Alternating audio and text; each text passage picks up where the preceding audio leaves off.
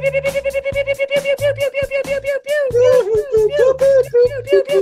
pew pew pew pew pew pew pew.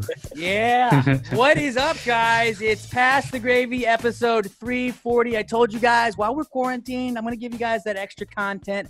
I'm going to pump out some new interviews. I'm going to try and get an interview episode every Monday. And I was telling him this before we started. This is the most nervous I've ever been before an interview. Like, I've had we've had some pretty big guests on before, but like I'm starstruck right now. We have the one and only from Big Brother 21. He stole our hearts. He's a Houstonian like all of us. Cliff Hogg the third. How are you? Hey guys, how are y'all doing? I'm doing just like everyone else, sitting on my ass at home and trying to stay busy and just waiting this thing out.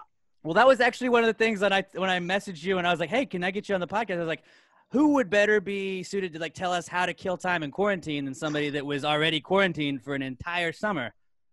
I gotta say, I spent all last summer doing that. I wouldn't expect to come back home and have to do that sucker again. Yeah. I guess you get a little bit more stuff to do out in like the real world. You get TV and whatnot. We had nothing in there. Yeah, no writing, no music, no TV. Talking to the same people over and I don't know which was worse. The start of the season when there were 16 of us in there and there wasn't anywhere you could go to get any privacy, showers full, toilets full, people in every single room, or at the end where there are only 3 or 4 of us and you get tired of talking to the same old knuckleheads over and over and over. Yeah. So yeah, at least now I've got my wife, I have a best friend in the house, in this house, in the Hogg house, and I got social media to talk to all these people and everything. But on the other hand, at least with Big Brother, I knew there were just 16 of us in there. And as far as I knew, the world was going on and it was just fine and everything else. Now it's not just me in quarantine. It's everyone here and everywhere else that you have to worry about. And a lot more implications to the lockdown this time. That's true. So like speaking of like the world going on around you, like you since you were so like you were isolated from the rest of the world, what was the craziest thing that like you learned when you came out of the Big Brother house? Like, do they just sit you down and like, hey, here's some bullet points at what happened, or do they just like let you go out there and figure it out on your own? They basically just let you go out on your own, and it drove me crazy because I don't know if y'all saw, right? I think 4th of July and maybe the day after, there were earthquakes that we felt inside the house. They were somewhat severe. And so I immediately went in and said, guys, tell me, did San Francisco fall apart? Is this because the way it worked, it seemed like it probably was a major one from a long way away. I said, Cliff, we can't tell you anything. You're just gonna have to just wait.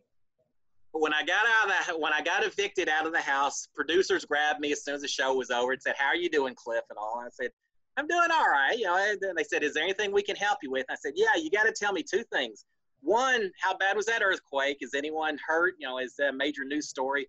They said, nah, it was severe, but it was out in the middle of nowhere, just some damages. That's it. I said, okay, well, that's good. But now the second thing you got to tell me how my Aggies did against Clemson. I knew I was missing my college.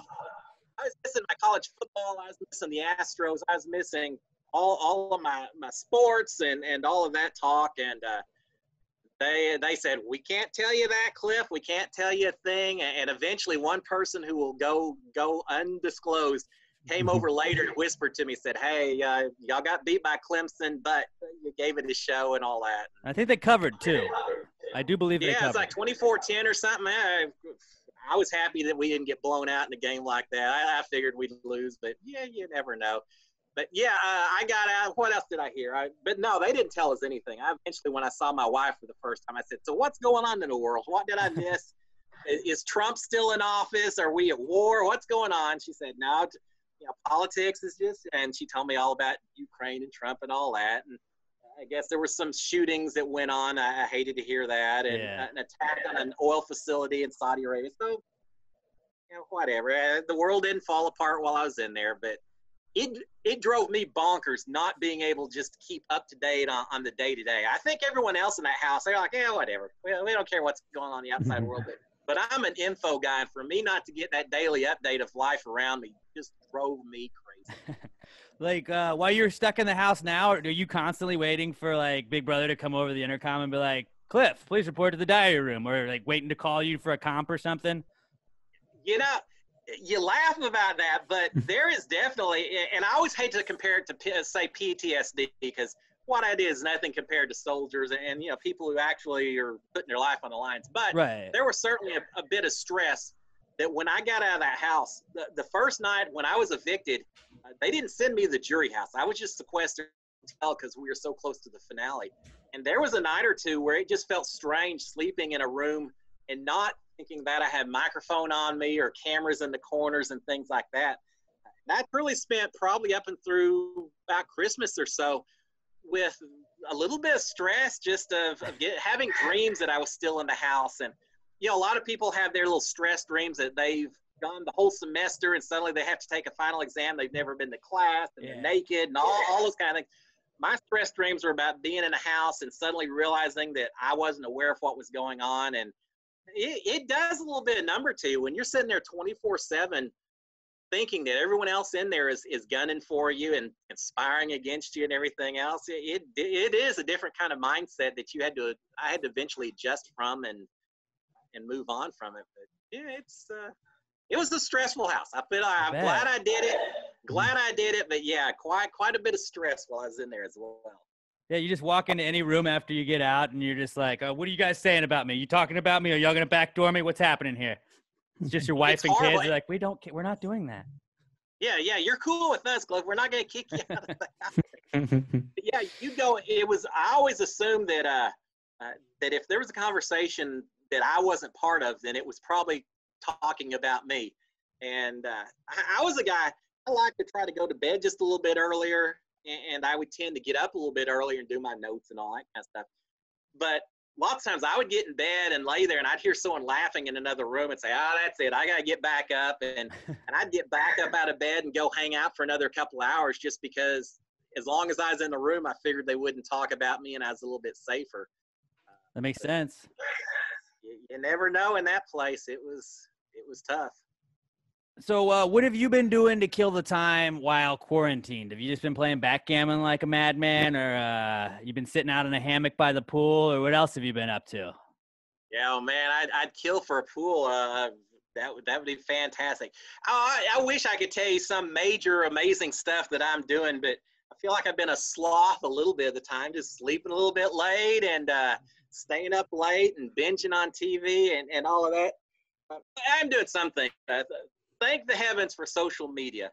So, and maybe not even as much for me, but I picture people that are just by themselves, quarantined away from their family and all that, and having the interaction, podcasts and Instagram, things like that, it's got to be helpful for a lot of these folks that may feel really isolated otherwise. So I spent a lot of time on social media. I left my job or had to quit my job when I went into the house, and now that oil and gas is sucking it up, I'm still still looking for work. So that takes up a little bit of my day, just trying to keep track and keeping up with the networks and all of that. You can only stay indoors so much. So I've been going out in our backyard. I'm starting up. I garden every year, and I grow loofahs, and so I've started up my loofahs and avocados and grapes and things like that. And just every once in a while, I've had it indoors. I've got to get outside, get out and absorb the sun a little bit and just take it easy. So I've done a little bit of that, but yeah, I got to say, I have been watched a few shows, Tiger King and Ozark, and all the common favorite ones that people seem to be caught up on right now. And it's been interesting. It's like I say, I guess I'm more used to it than a lot of people. Yeah, I bet. What are your thoughts on Tiger King? Like, I want to hear Cliff Hogg's opinions on Joe Exotic. Did Carol Baskins kill her husband? What do you think? There's something goofy going on there. I think she did.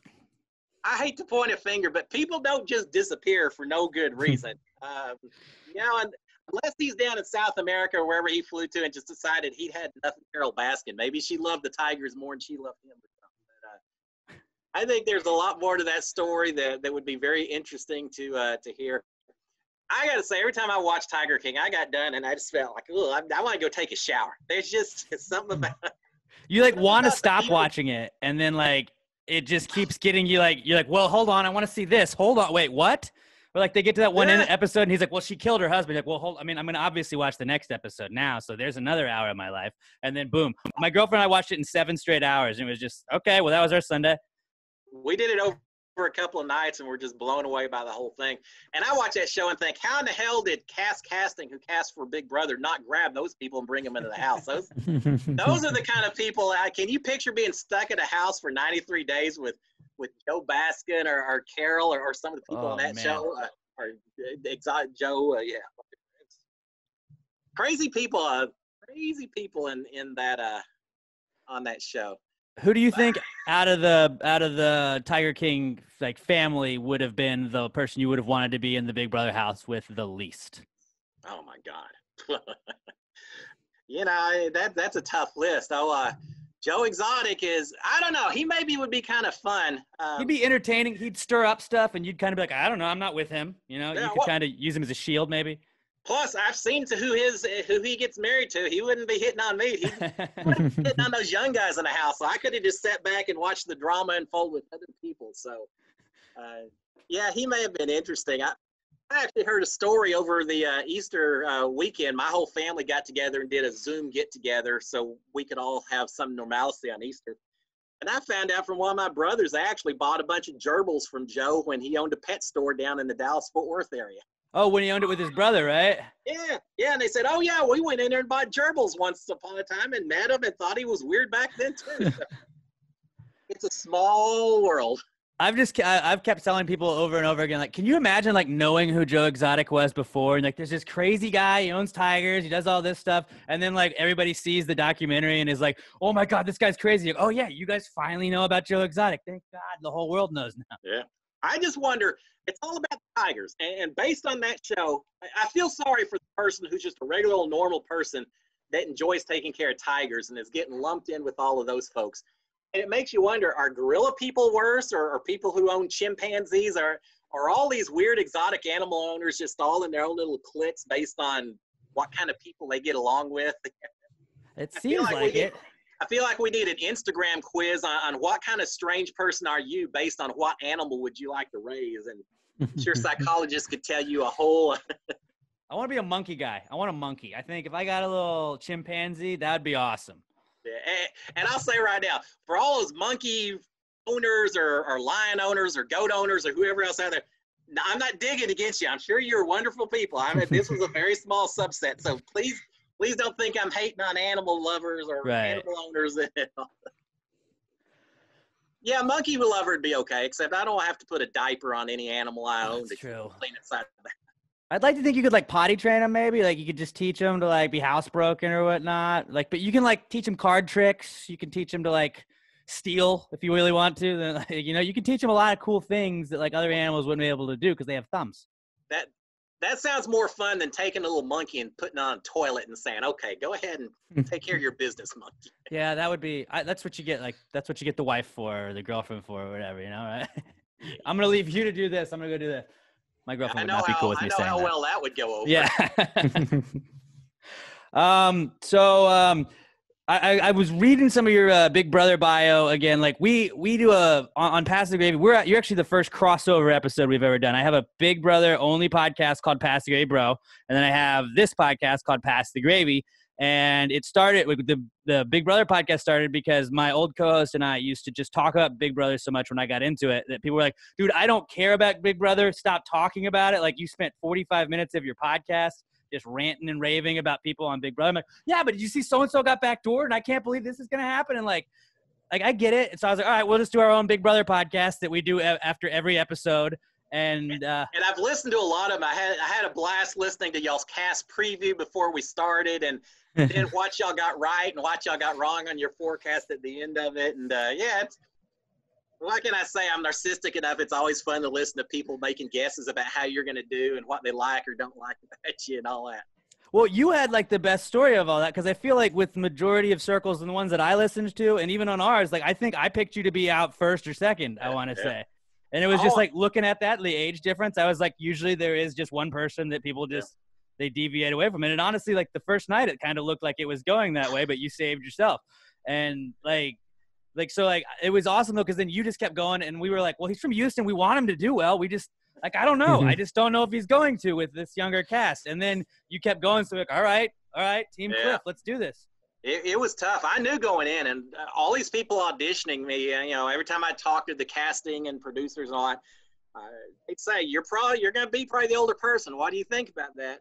I say, I know I'm going to have a target on my back from day number one. There's no getting around it. I'm just going to have to play a little more aggressively and hope I can avoid it, because there's so many of the older people have gotten booted early in that show. And yeah, you're right. That first day when I got banished, I was sitting there waiting to try to do the competition and the force to come back in.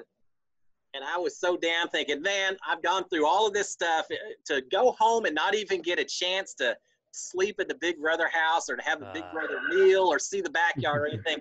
That would have been horrible. That would have been just miserable. So yeah, I was pretty focused and determined not to let that happen. Because was it Cameron in season 20? I think Paul came in and replaced him, and he just got in there, and they're like, "Oh, by the way, you're out. See you later."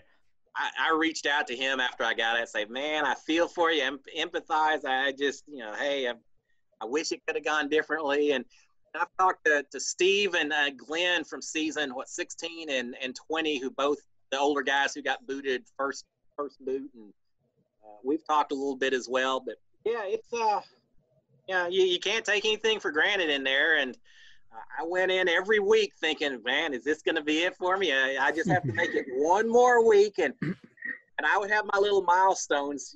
I made it through the first day, and then I said, well, and just let me get to see the backyard and get to go through, and some competitions and all. And then later was, man, I'd love to make it to Zingbot. I'd love to make it to jury. So I had these little milestones throughout the whole season of what I would consider to be a successful adventure on Big Brother. Were you ever worried about how you were going to be portrayed on the show, and did that make you want to rewatch the show when you left or avoid it? Oh, hell yeah. I was worried the whole time. And I'm amazed that other people weren't more worried about it while they were in there. Yeah. Maybe it's just, I don't know, maybe it's because I got a few more years on the people or something else. But I was thinking, man, I've got to represent myself well, my family, the city of Houston, oil and gas industry. Yeah, there's some people in other parts of the world that just think if you're oil and gas, you're just a demon on earth kind of deal. So yeah, I went in worried about that. And there were even little things like when I was in that boat room doing my little cliff notes or plotting against people and all that. I'm thinking, are people seeing me as a fun guy, or are they looking at me as just this old rambling on, bumbling old guy that doesn't have a clue what's going on inside the house? And you never know. You don't have a clue. The only time that we got a little bit of information inside that house about how we were being considered in the outside world was when they had America's field trip, and the public got to pick 3 people that competed. That one of them was up for nominated for eviction, and it was Christy and Sis and Mickey that got put up. And we spent a lot of time telling them, saying, "Oh, that doesn't mean America hates you. Maybe they just wanted to protect you because whoever wins gets immunity and all." And so we tried to make it seem better for them. But all of us, everyone in that house knew if you got picked for that competition, it wasn't because America liked you. It's because someone had a grudge against you, was upset about something that was going on that you've done. So when the 3 of them got picked, they were pretty upset. And I'm not sure how much of that was shown on the feed. They were pretty upset. And the rest of us all like, ooh, glad that wasn't me. We don't have to worry about that one then. Speaking about just being how you're portrayed, you were definitely I would say portrayed the best out of everyone. I watched the live feeds as well as just the broadcast, and on the broadcast you were everybody loved you on just the TV, but then on the live feeds you were always there were so many times where it was you'd talk to your kids, and there was one time I can't remember, it was after maybe was it Taco Tuesday? Was that the fight that they did? And then you were I think Kelly and Daniel, I wanted to let you know, y'all are never like these. I know you guys have, your character is much higher than your moral fiber. And I was yeah, you tell him, Cliff. You tell him, Cliff. Yeah, but even something like that, the smallest little statement that you make that in and of itself doesn't seem dangerous at all. But even the tiniest little thing that I'd say, there were times where I would sit back and think, oh my gosh, did I just alienate or make someone mad in the public that I'm never going to recover from? I know at one point in the boat room, I said something because everyone's talking about their dogs and how much they missed them and all. And I think I came in the boat room and said, I get it. People have dogs and all, but dogs are not kids. They aren't the same. So don't be trying to say you miss your dogs like I miss my kids. And I immediately after that thought, oh my gosh, now all the animal lovers of the world are going to hate me for talking bad about dog owners and all that. I got a dog. I get it completely. But yeah, because you've got nothing else to do in that house except just have conversations and knowing the mics are on you 24 hours a day. You do every single day. I would think back and say, gosh, that was this tiny little joke that I made about someone. But I hope people understand it was a joke. And I hope I hadn't just offended, whatever segment of people I was, we were doing jokes at the time. And it could be the most basic little nothing kind of comment that you worry that someone's taking it the wrong way. It is amazing watching online, like as the season's unfolding from just like a spectator point of view, where it's like somebody will say something, and like I mean, Jackson or Mickey got a lot of flack for a lot of things, and then there were people that like didn't like him from day one. So then anything he said, they were going to look for something that he said to be upset about. And there were a lot of times where it's like, I just can't believe he's still in the game from doing this and this and this, and it's like, dude, just chill out. He's playing the game too, man. If you don't think he's freaking out, wondering like. He's got a whole game, and then he's also got to be like, I got to not upset people too at the same time. Like, you're trying not to make everybody in the house mad as well, so you can stay. Because if you like, I'm gonna take my moral high ground, and then I'm gonna tell all you guys, but then I'm just gonna go home. So then there goes my $500,000. But like, and it's a cutthroat game. And we all went in knowing only one person comes out with $500,000, and so you've got to worry about the public watching you and seeing everything you're saying, but you also have to worry about the other people. And there's times where you may say something either complimentary to another person or targeting another person, something like that. And if you're telling someone in the house, you may mean it, but you may not. It may be you playing a role and doing your own thing to try to get a little bit further down the road. So it's hard. It's hard keeping everyone happy, and after a while you just realize you can't do it. And I tried to always keep the game separate from the emotion and the mentality, the personality and all of that. And I think most of our cast for the most part did that. Nothing that was said about me in the house or done against me or anything else. As soon as I got out of there, I said, I'm not holding against anyone else. Mickey kind of did me dirty, but as a game, I get it. I love everyone that was in that house, and I'm just not going to. It's like playing Risk or poker or anything else. When you get done with the game, you shake hands, you move on, you realize it's nothing personal, and it's the way you have to treat that thing, because otherwise it'll drive you bonkers if you start taking everything personal that happens at that house. I thought that your cast did a very good job about that out of a lot of seasons. I am a big Paul Abrahamian Big Brother 19, Big Brother 20 fan, and I do feel like he got robbed twice. Yeah. One more than others than the other, but like there were just times where it's like you could tell, and like I understand it because I'm petty too at times where it's like, yeah, I don't know, I might hold it against. I've never been in that situation, so I don't know how I would react. But I would like to think that I'd be like, no, let's play it from a game perspective. And I feel like all of you guys. Like you said, y'all would have like your little spats or whatever, but at the end of the day, you're just like, okay, I mean, whatever, we get it. We're friends outside the game. You still talk to everybody from the show? To pretty much everyone. Yeah, and most people, I mean, a lot of them go hang out with each other. You've got the East Coasters and the West Coasters, and I'm kind of down here on my own in Houston a little bit, but I talk to all of them pretty much by texting back and forth and a little bit of social media. There's a few people like Kat and Nicole and Jessica that I talk to on the phone a little bit more often, and so we have a little more of the audio conversation. But yeah, for Easter example, almost everyone I sent out, Easter greetings and things like that. So there's a couple of people that have not been as interested in maintaining the Big Brother family going on and kind of moving on with their own lives. But for the most part, I talked to everyone that was in that cast.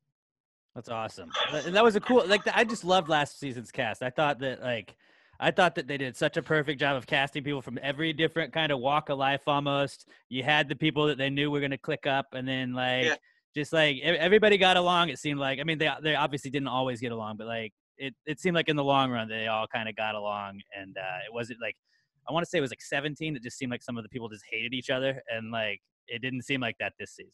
Well, and it was tough because I know I was talking to Kevin from season 19, for example, and he was saying that at one point, even while they're in the house, I think it was his birthday, and only half the people would come out and sing happy birthday to him, and other people wouldn't. And I don't know. I felt like we did a little bit better than that, and kept them separate. So yeah, I like that. I spend a lot of time in there talking about family, and man, it's just a game, y'all. Let's try to stay together as best as we can, and it's cool. To get in that show, and I knew I was going to be the older guy. I was going to stand out from everyone else. But it's still the idea that you're bringing in 16 very diverse people from different parts of the country, different jobs, so many different situations, and trying to put them all together. And I told a lot of people, where else would I meet someone like Tommy Bracco, a gay Broadway dancer that lives in New York, or Holly, who lives in L.A., but, has been up in Wyoming doing her thing, and Jessica, the plus-size model, just so many different people that you get thrown in with, and you're expected within the span of a few days to create these bonds and alliances to protect you and keep you in that house as long as possible. And for me to have been able to meet with so many different people and finagle my way into sticking around until day 93, I was pretty excited about doing that. And it's not I won a few competitions where I had to, but it's not as though I was a comp beast. I really felt like I had to play a lot of social game with a lot of people in there to stick around as long as I did. And until the end, I felt like I did pretty well with it. And so I walked out of there holding my head high and really enjoying the entire experience. That's awesome. Yeah, but you did have such an awesome social game, and then for the majority of the time you had an awesome social game, and then then you won though when you did have to win. Okay, you got voted out. All right, well, I'll just win and come right back. That was awesome. Was that when you saw that it was the puzzle, right, that you had to build? No, the one I won where I came back in was a little ramp which you rolled a ball down, a little S-curve snake, and you'd roll the ball down. And yeah, I kind of dominated that competition. It was over before it even began, really. I was laser focused on that thing. It was and I've had people call me as a question. We say, "Oh, did you build one of those in your backyard? Did you practice?" I said, "Well, hell no. How am I going to know what competitions you have?" And no, I didn't have enough hours in the day to start trying to practice competitions. I just maybe growing up as a kid with the old pinball machines and skee ball and everything else, I just had a little fine mechanical skills and was able to make it work. That was a hell of a day. That was day 30. I got kicked out of the house. Then I fought my way back in, and then I won HOH just a couple hours later. So that was the time where I felt like just jumping up and down, doing a little bit of dancing and saying, all right, I've arrived. Yeah, I may go home next week, but at least I've proven myself in this game. No one's got to forget who I am at this point. At least I've made my presence known for this week and this day at least. I believe that was the Money Manziel day, right? Manziel shot. Yeah, I had a few people say, why does he always grab his nipples when he wins something?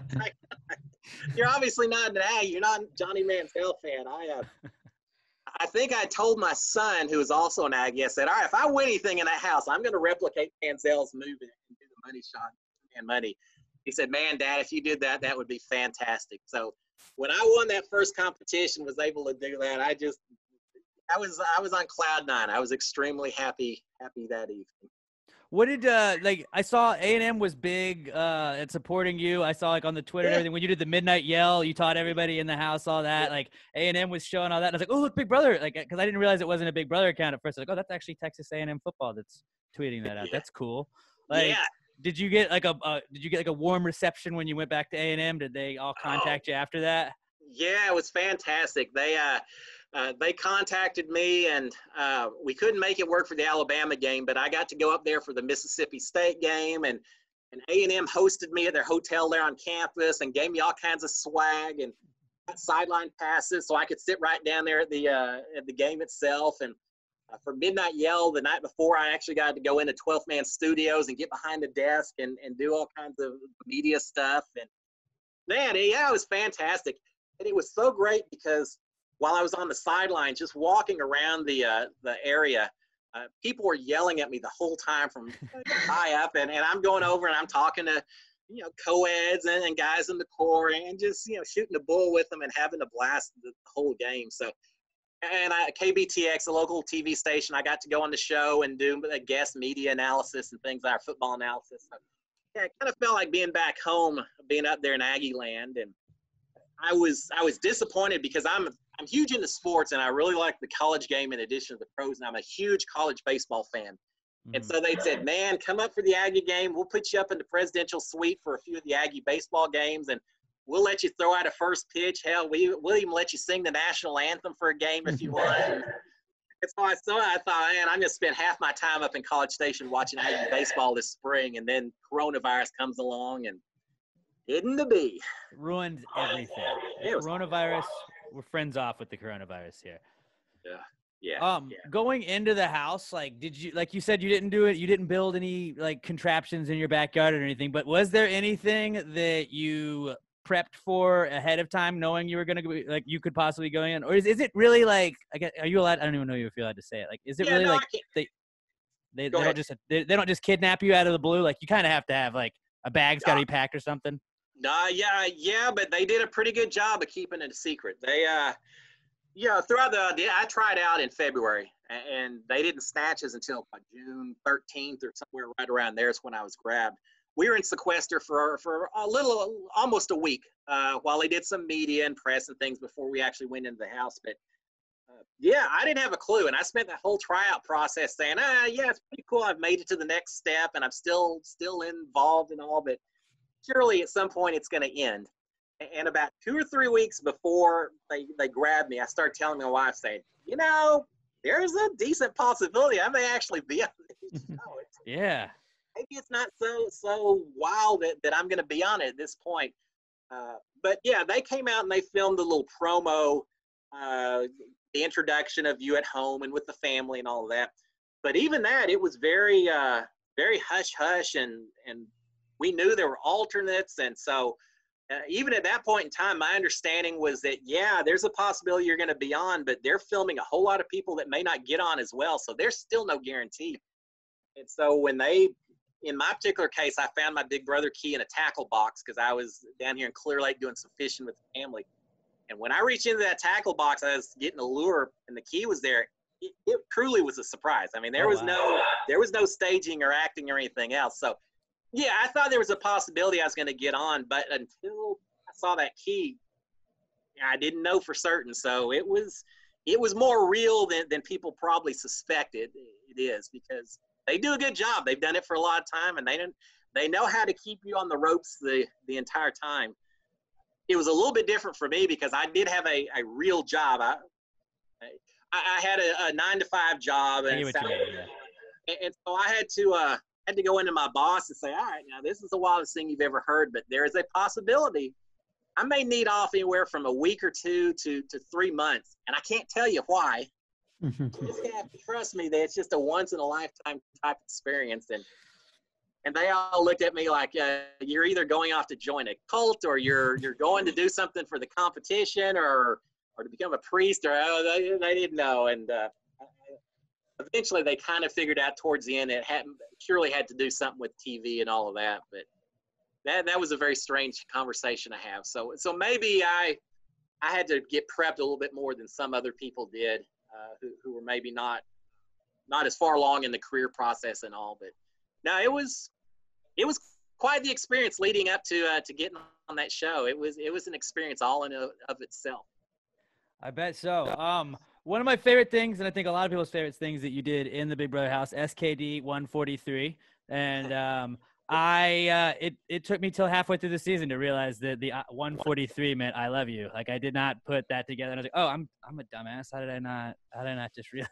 Okay, that makes sense. Because my girlfriend was like, no, it means I love you, the letters. I was like, oh, okay. Yeah, and it's funny because I actually came up, because you always see, I've watched the show forever, and you always see the people with the call outs and everything. And so I told them, I said, all right, I'm going to come up with some little code for you. And so at some point I came up with the SKD, but I was actually trying to pack my bags and figured out what I maybe wanted to take into the house. And we had Netflix on, and it was a documentary on Mr. Rogers. And they were talking on the show about how that was his favorite phrase, 143 for I love you. And so I just told her, just kind of off the cuff, said, all right, if I go in the house, I'm going to say 143, and you're going to know what I'm talking about. And that was the end of it. I think it was maybe a one-time conversation. And when I got in there and I started using it over and over again, and I had no clue until I got out that it actually had become, a bit of a thing. there are other things before the wife, I tell the little jokes inside the diary. And that one, I suspected maybe people somewhere liked it because they didn't protest when I kept doing it over and over again inside the diary room. I thought maybe that was okay, but yeah, SKD, I didn't have a clue until I got out, and I'm just walking in public, and all of a sudden I hear these people, SKD 143, and yeah, okay, yeah, sure. That's pretty awesome. I bet the wife and the kids were big fans of that too, because they're like, cool, like that's me that's talking about too. Yeah, I hope so. It was fun, and yeah, I was talking to those cameras, and I knew my wife was going to be watching, and I lost my dad in January, and so it was kind of cool being in the house because I knew my mom, who otherwise, trying to do some adjustment and everything. He had all summer long to sit at home and watch me on the show, and I found out when I got out that she and my wife would stay up all night long watching me inside the house. And I kind of suspected that. There were a lot of times where I'd go to bed at 2 o'clock and at 3 o'clock in the morning, which was 4 or 5 o'clock here, Houston time. And I would look at the camera and say, okay, Sharon, I am going to bed. I'm not getting back up. So you can go to sleep too, because I know you're up watching. And I asked her when I got, she said, oh yeah, no, I was watching. Your mom and I were talking the whole time about it. And then my poor kids, that's kind of a young man's game to some extent. And for someone in their 20s to be watching their dad on a show like Big Brother, doing some of those goofy events and twerking on national TV and doing some of the things I was doing to try to fit in with the people inside that house. There were certainly times while I was inside thinking, oh, my poor kid, they're probably just having to deal with so much ribbing from their friends and all of that. And I got out. I don't think I did anything too horribly to embarrass them. They both enjoyed it. And I mean, you got fourth. That's pretty awesome. Well, and more than how I did, because they made it very clear before I went in the house. They said, if you come home on day one, Dad, that's okay. Just the fact that you got on there is pretty cool. So I knew that wherever I placed, whether it was first or last, they were going to be fine with that part. I just didn't want to do anything that when I got out, suddenly I've become a pariah, and my kids are like, oh my gosh, Dad, why did you do that? Why did you go streaking in the backyard on national TV or whatever? So I did try to keep that in mind to some extent while I was inside that house, that I did have family and kids watching. But no, I think they enjoyed it too, and they had all their friends who reached out to them, and it was a lot of fun. Crazy experience. What do you think that like as you're in the Big Brother house, you got to adapt and pick up a lot of different random skill sets or like improve on those skill sets? What do you think you have taken out of the Big Brother house that you use the most, like in today, that like you learned or improved while you were there? There's a couple things. One, adaptability. And I feel like I've always been a little bit adaptable to the conditions, but I really had to hone those skills while I was in there, because the guy that you were mad at one week could turn around and be the one that was going to save your ass on the block the next week. So you had to be willing to kind of go with the flow and adjust and all that. But, part of it, though, maybe it's just accepting what you couldn't change in there, because there were times where I thought I was done, and it was just, that was the end of it. And I realized after a while that, okay, even if this is it for me, even if I get evicted, even if I know everyone's in the other room saying things about me, I'm going to still have fun while I'm in here. I'm going to still focus on the good parts and the enjoyable parts and accept it. So I think to some degree, maybe I've continued that since I got out of saying, okay, like this coronavirus, there's only so much we can do about it. So I'm not going to get too upset. I spent some time when I was first quarantining and all that. We'd watch the news 24 hours a day, and so much of it depressing about the virus, about 401ks and the stock market and everything. And finally I said, all right, we can't do anything about it. We're going to watch a little news in the evening just to stay up on it. But it's not doing us any good to have that TV on 24 hours a day to this depressing stuff. So I think in some regards, not just Big Brother, but life itself, but Big Brother really focused that you have to sometimes just let things just over your back, not worry about the things you can't control, and I tell a lot of people, man, even in the worst of days, I try to still get up and do some time doing some crazy dancing and trying to have a little bit of fun, just to get rid of some of the stress that it builds up otherwise. If you don't take just a few minutes out every day to find a little humor and excitement about what you're doing. Do you ever I guess right when you got out of the house, did you ever you do the little dance thinking you were gonna I guess you would see the camera, so that doesn't make sense. But would you always just kind of like look for the cameras wherever you'd go? After I got out, oh no, not so much. It was more the microphones than it was the cameras. It's funny because you're in the house. Huh? Yeah, after a while in that house, you just get used to the cameras. It is what it is, and I don't know. I've got kids that are in their 20s. I've spent the last 2.5 decades learning how to embarrass my kids. So if I'm wearing some goofy outfit or I'm doing some horrible dancing or whatever, now it's whatever. That's just part of it. But yeah, the microphone. I did spend a lot of time just having to remind myself of, hey, yeah, I can talk, and not everyone's going to have to hear every single thing I say as I'm walking around and all of that. That's pretty awesome. Your season of Big Brother was one of my favorite. It was right up there with my favorite that I've watched. I mean, I've gone back and just live I've watched since season 16, but yours was one of the most entertaining, if not the most entertaining of all of them that I watched, I thought. Well, I appreciate it. And it's tough because having been inside that house, and I still only have watched about half the season. I haven't finished the whole thing up. Is it tough to watch back? A little bit of it, but it's, there's times where I succeeded and did amazing things. There's times where, when I was overheard in the boat room, that you kind of cringe while you're watching. But it's just everything, the memories are still there because it was a 24/7 environment. So when I do watch it with a wife, it's kind of interesting because we share so much information. I'll say, oh, the reason I said that was because I was worried about this and this occurring. And she says, yeah, I get it. He says, but what you didn't know, because you were in this room, but back in the other room, they were all saying this, this, and this about you. So it's kind of fun sharing information because we each had our own experience being inside versus watching the live feeds and all of that. But it's tough for me to evaluate our season versus other seasons because I was within the house and I just can't be objective about it. But having said that, I feel like maybe the first part of the season, because there was that big alliance and they controlled so much early on, I would think as a viewer, maybe the first part wouldn't be quite as exciting as some of the other seasons where there was a little more fighting and all.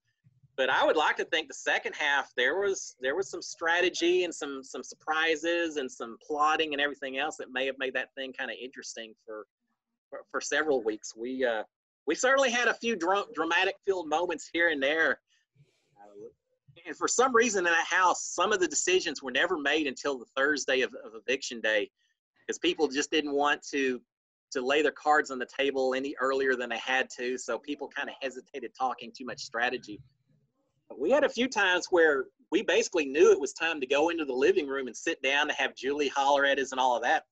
And we're still yelling back and forth and running room to room and trying to figure things out up until the very last minute. So it was crazy. Thursday nights were just crazy days inside that house. So you talked about getting overheard in the boat room. That was when you did your morning. Every morning he'd wake up. For those of you who didn't watch, he'd wake up and he'd do his Cliff Notes, where he would just go talk. You kind of talk to the wife, and then you talk to the live feeders as well. And now you have sort of parlayed that into, you got your own vlog that you just started up.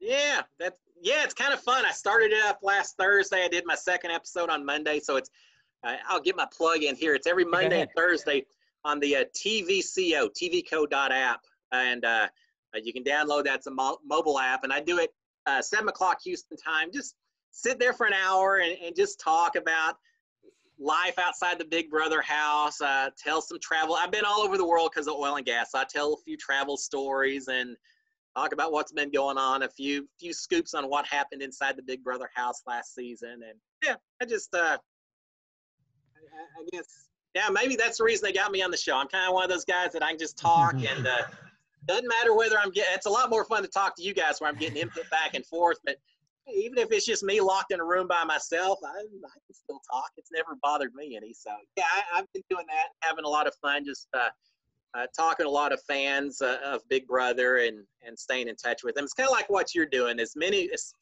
people as are locked in and quarantined right now, I'm happy to go out there and talk and ramble on a little bit and give them something to get involved with other than just sitting on the couch watching the TV shows all day long. Yeah, I mean, I'm telling you, like, I was telling my friend today that I think this is the time for content producers to be at their best, because we may not ever have another opportunity in all of our lives that, like, so many people are stuck kind of just as a captive audience, because I'm always on my phone just scrolling, and, like, if you see something going live, you're like, I'll check out. I'll see what's going on over here. And, like, I've started just doing on Instagram, I'll do a Hot Wheels race. I bought a Hot Wheels track because I'm an adult that just does things like that. And I'll just run, like, Hot Wheels races, one a day. And it's just like, here, this is 5 minutes of this. But people watch it and they're like, yep, this is my favorite car. And I'm like, okay, like, if that's what gives somebody 5 minutes of entertainment, I'm happy I can do that. I don't have a skill set, whatever. Yeah. Like, so, like, if I can fill your like your time, and then you're like, okay, well, that was kind of okay. Like, I don't expect it to be great, but just, it'll help you get to the day. Yeah, it's pretty amazing. Can you picture us being locked in like we are if this was 30 years ago or so, when we didn't have social media, and yeah, maybe you have the landline telephone and maybe you've got a few TV channels, but if you didn't have the access to all the information that we've got now, I can only imagine the mental stress that would be created amongst so many people feeling so isolated. As it is, we've got so much stuff that potentially allows us to interact with each other, whether it's something like a Zoom cast or just silly stuff on YouTube or whatever. I don't know, it just makes it feel like we can still stay connected even if we are having to do the social distancing and everything else. It does make me wonder, how's this going to change once they say, okay, we're good to go, y'all get back outside? What are the repercussions? Are we all going to, from now on, be hesitant about shaking hands, or anytime someone coughs from this point on? It may change the way we do a lot of things. My kids are both still working, but they've been working from home forever. And it does make me wonder how many job positions people are going to now say, well, maybe you don't have to come in every single day. Maybe we actually can cut down on some of this gridlock. Maybe Houston traffic will actually be righted at some point if we don't have so many people having to go to work just because it's. I feel like it'll also cut down on a lot of, like, work trips that people do, where it's like, if you're just, and then, like, like, you had to go and, like, look at like pipes and stuff, and you're having to actually go and, like, watch, like, projects being built and things like that. So, like, yours wouldn't change, but, like, there are people that, like, if you can just go to a face-to-face meeting, and I know that's, like, old school, like, hey, we got to shake his hand, sit down, meet you there. Like, we can just do this on Zoom, man. Like, let's just save the plane tickets. Let's save the hotel room money. Like, we can do all this stuff, and then you can just do it from your desk. That's right. And before I went into the Big Brother house, I was in the oil field, but I was doing some oil field sales, chemical solutions, things like that. And, I drive all over in the energy corridor downtown. Visiting a lot of clients. And I would never suggest doing something like this, because people would say, oh, too lazy to come visit us. Are we not important enough to get a face-to-face meeting?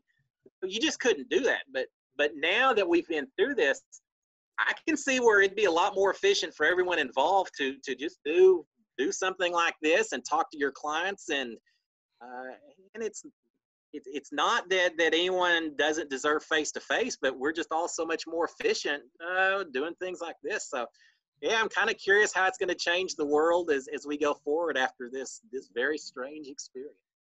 All right, so we usually do some segments on the podcast that we'll get into in just a little bit, but there were a couple of things I wrote down that I wanted to hear you talk about, and namely, not really talk about, but I just wanted to see. Can you really do the alphabet backwards just from memory? Yeah, do it right now. I've done it a while. ZYXWVUTSRQPONMLKJIHGFEDCBA. Wow, that's impressive. And you know what? I had people say, why in the hell would you learn that? I say, well, there's absolutely no reason, but if anyone ever asks you for an unusual talent, you got one. That's it. That's an awesome one. Just because. Plus, if a cop ever pulls me over and asks me to do the alphabet, and I do it backwards, he may think I'm a smartass and throw me in jail right then and there, but I may impress him too, so you never know. And like you during the or no before that, we did talk about this when I was trying to book you on the podcast. You were an XFL fan like myself. Just thoughts on the Rona just ruining our thing. Like we were going to win a championship. Houston was finally going to have a football championship here with our very own team, and coronavirus was just like, hey, I'm going to ruin everything. So what are your thoughts? I guess on one hand, it means we'll finish up as the only undefeated XFL team in XFL history. So Forever I guess undefeated. You accept the silver lining as much as possible. Yeah, no, that was disappointing because before I went in the house, I heard talk about the XFL forming, but that's all I'd heard. And then I got out and I heard, oh man, we've got a team and we've got a team name. The Roughnecks sounded so cool. And I went to a couple of the meet and greets where the president of the Roughnecks was out there, and I met PJ and some of the players and all. I was so excited about it. And I lived down in Clear Lake, so they're playing right there at U of H. I thought, man, this is just perfect for me.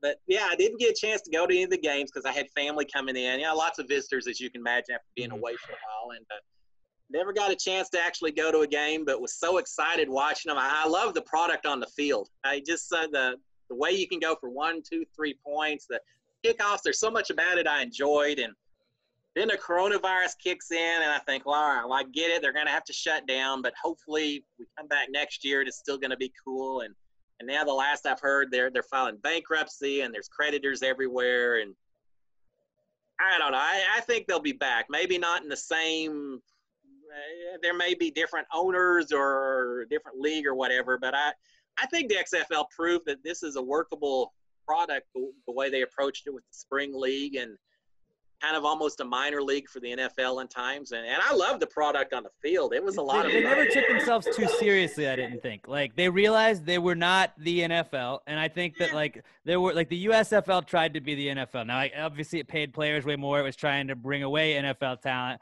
Whereas the XFL, I went to all but one of the Roughnecks games, and that was the Tampa game. We even drove to Dallas for that game. And,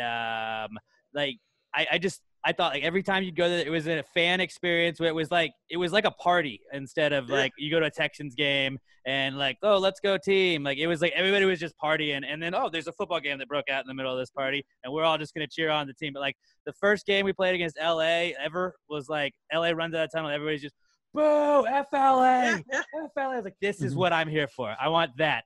I want that. Yeah. I want to be able to high five the players on the sides and stuff they didn't take themselves too seriously. They got what they were, and they put the gambling lines on TV. That was awesome. I loved it. I loved it.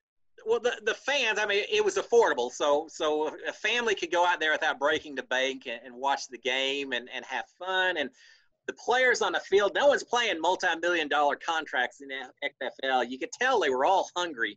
Yeah. And they were all wanting to show what they could do so they could try to make it to the next level. And I don't remember how much they got. I think every time the team won, they got $100,000 to split amongst all the players. I want to say it was $10,000 they split between the team. Okay. It may not have been. No, I don't know. But I know there was a bonus they got just for winning the game. So I just felt like the players were more invested. Nothing against the NFL and all of that, but it's just easier to relate to some of those players than maybe your $10 million, $100 million contract NFL players. When I was younger, when we lived out in West Texas, we had the Midland Angels, which was a 2A minor league team. And it was always so much fun going to those games because these were young guys, fresh out of college, maybe even high school, hadn't even made it to the college ranks before they got drafted. And they were out there, and they were hungry to prove who they were and what they were. And so you'd see some guys just giving it everything they had on the field every night, every time we were at the game. And I felt like the same thing with the XFL. It was just everyone was invested. Everyone wanted to win the games. There wasn't anyone that was loafing or just sitting back. And yeah, I hate to see them go. I'm a huge football fan to begin with. I'm okay NBA and baseball I like as well, but football is my sport. Religion to Texas and all of that. So, give me fall football, give me spring football, give me summer football, give me 24 hours a day. I'd much rather watch the Roughnecks than have to watch on Twitch someone playing Madden 2020 or something. I'm sure they're great people, but I like the on-the-field product and the actual game itself. So yeah, I knew that you were into the XFL too, so I wanted to bring that up as well. I'm just diehard XFL. Yeah, I've got some posters and some handouts and things like that they gave me at some of the team meet and greets I'd gone to. And So now I'm gonna hold on to those. You know, those may be collector's items. I'll get to have my Houston Roughnecks gear and have some of that for the future. I hope they come back. I hope they have the same format and everything else. My brother and I, we got season tickets and we bought coveralls and hard hats, and we were trying to be like looking like actual Roughnecks, even though I've never done any kind of like manual labor in my life. But we had a lot of fun doing that, and everybody around us it was like I said, it was a party. Before we get into our segments though, your stories on the live feeds about just your travels and all the crazy stuff you did, whether it be having to have armed guards get you through checkpoints or whatnot, or sleeping under bulletproof blankets. Like, what is your craziest story through all of your travels, or just one that comes to mind right now? I guess I'll tell you one that it chased me out of the country. So I guess that's as crazy as it comes. I used to do a lot of work down in Venezuela. And when I first started down, it was fantastic. After a while, Hugo Chavez took power. They didn't necessarily like Americans that much, and it got a little dicey towards the end. I flew from Miami down to Caracas one time, and as soon as the plane landed, all the immigration people went on break except one, and it was just a harassment issue. We got there at 9 o'clock, and I was in line 3.5, 4 hours just to get through immigration, just to harass the Americans coming into the country. So it was that kind of environment I was dealing with. And I was ready to get out of the country, got back to the airport after 4 or 5 days down there in Caracas, and checked into the turn of my flight and everything, got to the gate. I'm standing there about an hour to go before the flight takes off, and all of a sudden I hear a guy saying, Mr. William Hogg, Mr. Hogg. And yeah. He said, okay, can you please come with me, sir? And I said, yeah, what is this? Just come with me. So he goes over and opens up this little door in the back wall of the terminal, leads me down these old rickety steel stairways that, obviously not used by customers or anything. But we come out on the lower level, which is kind of baggage handling, just open air, just the tarmac itself. And I'm wondering what's going on. And all of a sudden I look up and there's, 8 or 9 military guys that are all standing around with machine guns. And then I realize they all have their machine guns pointed at the same thing. And it's my suitcase in the middle of the tarmac. And I thought, oh my God, what in the hell is going on here? And as I walk over, the gate agent turns me over to the head military guy who says, are you William Hogg? I said, yeah, what's up? He said, just answer the question. Is this your suitcase? And I looked over there and I really wanted to say, never seen it before in my life, guys, not a clue. But I said, well, yeah, it's my suitcase. What's going on? He said, you need to open the suitcase, please, for us, sir. We need to see what's inside. Can you open the suitcase? And I, at that point, I'm looking out thinking, well, I'm not the fastest runner in the world. I'm not Usain Bolt. I don't think I can outrun these guns, and I am in the foreign country, so that's probably not my best option. So I said, yeah, sure. Lean down. And as soon as I leaned down, I realized half the guns are still pointed at the suitcase, but the other half of the guns are all pointed at me. And all I can think is, all right, someone has planted some drugs or some guns or something else inside this suitcase. And I've watched Locked Up Abroad on TV where they show people in foreign prisons. Yeah. And I know what a prison in Venezuela is like, not firsthand, but I've seen the show. And the last thing I wanted to be involved with. So, yeah, I start unzipping that suitcase, and it's the longest unzip of my life. The zip, zip, zip, zip. Scared to death of what I'm going to see in there. Eventually unzip it, and they say, all right, open it up and step back. So I open it up, and I see my clothes in there. But at least there's not a baggie full of stuff or guns or anything else in there. So I step back, and there's still guns pointed at me while I'm staying back to the side. But then the head guy takes his gun. He starts prodding all inside the suitcase. And then he tells some of the other guys, and they pull out every bit of clothing, and they unzip everything in there. Nothing at all inside the suitcase. And then the guy says, okay, thank you. You can put your stuff back in and zip it back up. And so I looked at him and I said, what the hell? Come on, guy. What is this? And he said, oh, just a random check. Just a random check. We do it every flight. And there's a part of me saying, yeah, that is so much BS. There's no way this is just a random flight. But obviously you don't want to get anyone too upset. So I was just like, oh, okay, well, thank you, sir. I'm going back up that way. And got back up, and if y'all ever seen Argo, where they're trying to get the Iranian hostages out of Iran, I felt like that for the next 30, 45 minutes, just saying, come on, get me on this plane before they decide to do anything else. And the plane takes off as the wheels lift up. I just wanted to just stand up and dance a hallelujah or something in the middle of the airplane because I was so happy. And I said, I am never going back again while they're in power until something changes in Venezuela. And I eventually talked to some of our security experts, and they said, yeah, no, it's just harassment. It's just them. They identified you as an American working for an oil company, and it's just their way of creating some chaos and things like that. So, yeah, I already had in my mind the images or the conversation I was going to have with my wife when I called down, and hey, I'll see you in about 20 years. You know, send me some care packages, some underwear or something, because I'm going to prison in Venezuela. So, yeah, I've had some situations over the years in different countries that were a little scary at times, but I'd like to think that's where I learned a little bit of adaptability, that you just go with the flow and you figure out how to survive and how to do the things you need to do. And I'd like to think some of that carried over inside the Big Brother house when I was on, my rear end was on the line a few times and I was having to talk my way out of it. So.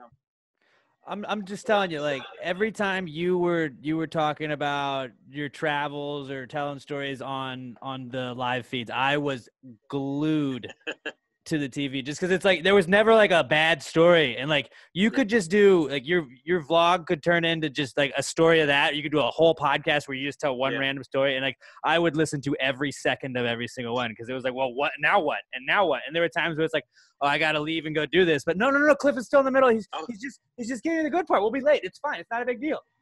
I laughed at, and I forgot I may have even told that in the house. And if so, I apologize if you've heard the story before. But I know there was one. I know there was once or twice where I was kind of in there doing my Cliff Notes and telling some story. And right in the middle of the story, we only got to hear music for a little bit when they woke us up in the morning. They'd play a couple of songs just to get us up out of bed. And so I'd be sitting there telling the middle of a story, and all of a sudden I'd hear, "Good morning, house guest. Time to wake up." And some music would start. And I think, oh my God, these people, I got halfway through the story and they're going to be on pins and needles. But yeah, I've had a lot of experiences over the years. My son for Christmas bought me a book on how to write stories and books. So just for future kids and family and all that, I may put something down on paper one of these days, and just the life of an oil field worker, and put it all down on paper before I get any older and forget it all. You've lived a hell of a life so far, man.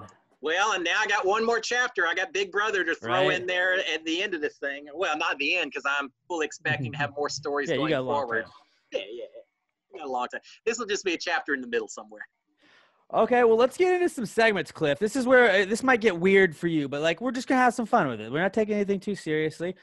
We do a segment every week, or every podcast, I guess, since we're doing multiple podcasts a week now, called Not Cool. And this originally started when my friend and I started this podcast. We were just trying to find a way to fill time until an hour. And I was like, what if we just vented about stuff that pissed us off?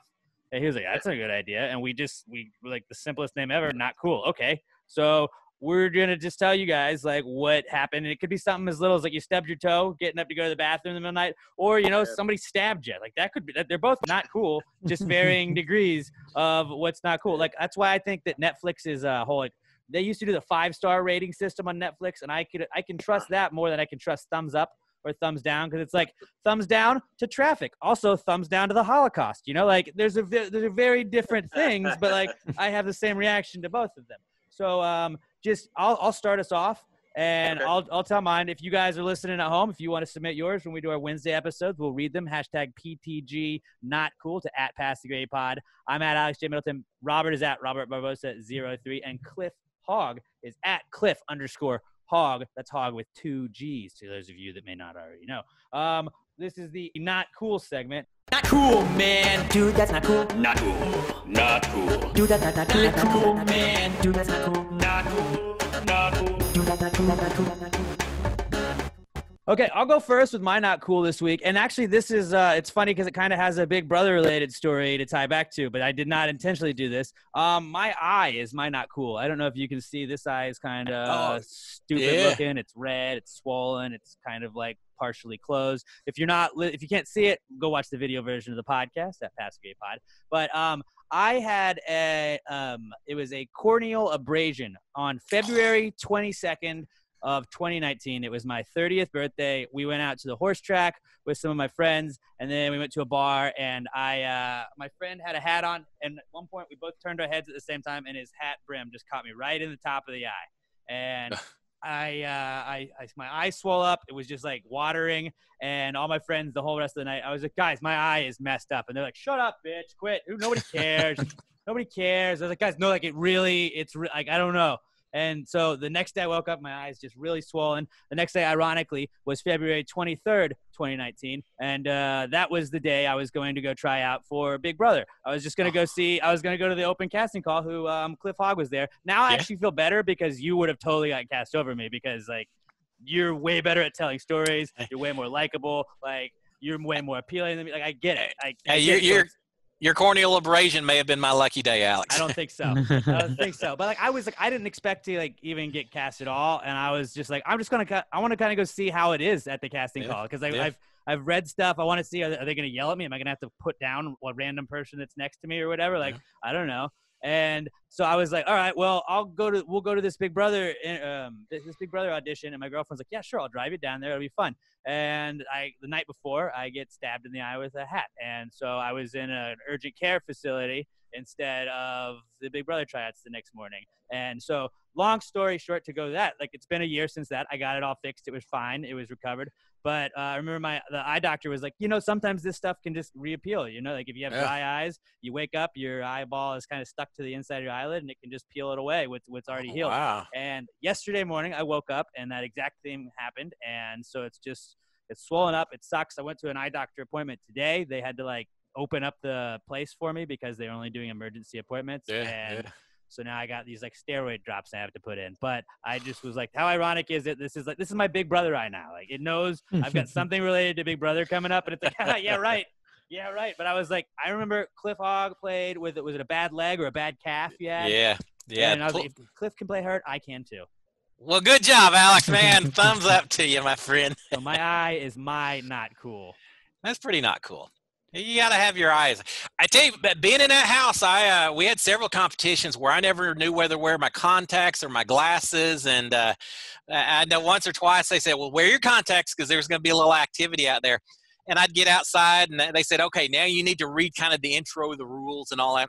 And I looked and said, I got to go get my reading glasses, guys. I'm 54 years old.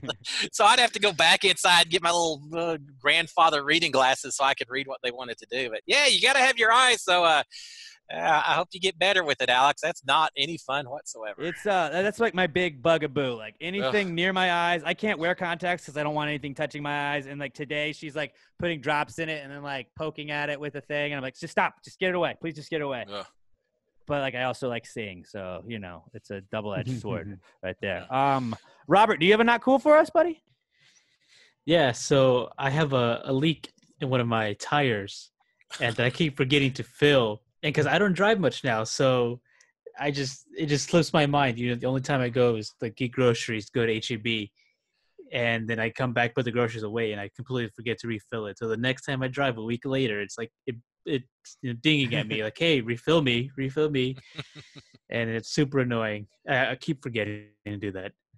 I've had that before where like I didn't have enough money to get another tire to get it fixed. So it's like, well, I mean, until payday, we're just gonna, I guess once a day I'll just fill this bad boy up again and just hope it doesn't burst. That is so funny you mentioned that, Robert, because I've got the same thing. I've got one of those little Walmart air inflators in the back of my car, and about once a week I plug in, I crank it back up to 34, 35, and we're certainly not driving enough nowadays that it's a major hassle. But well, Cliff, do you have a not cool? Yeah, I got a not cool. I've got a not cool that really we'll take this somewhere a little more than just a single thumbs up. We'll give a couple of thumbs up. My not cool is a guy on Amazon.com who is selling a single can of green peas for $9. What? Oh my God! Yeah, we're quarantining. This is day 22 for my wife and I, where we've had zero exposure to other people. We've gotten groceries once or twice. Thumbs up to H-E-B for the amazing job that they're doing. Yeah. I've gotten on there, placed my order. You just pull up in the front. They come put your goods in the back. You don't have to expose them to anything. They don't expose you to anything. And those guys are putting their rear ends on the line, just working those grocery stores every day. So thumbs up to them. But with Easter coming up, my wife said, hey, see if you can get some peas perhaps, because I want to do some salad and things like that. So I went out to H-E-B, nothing available on the H-E-B site for peas. They were all out. So I thought, well, I'll get on Amazon. Maybe if they can get them here quick enough, I'll do it. I found a can of peas, and this isn't isolated. There's a few of them out there. Single can of peas, 10.5 ounces Dole that you buy at H-E-B for $1, sell them for $9 each. And I'm like, come on, guys. That's, it just rubs me the wrong way that people are taking advantage of the situation.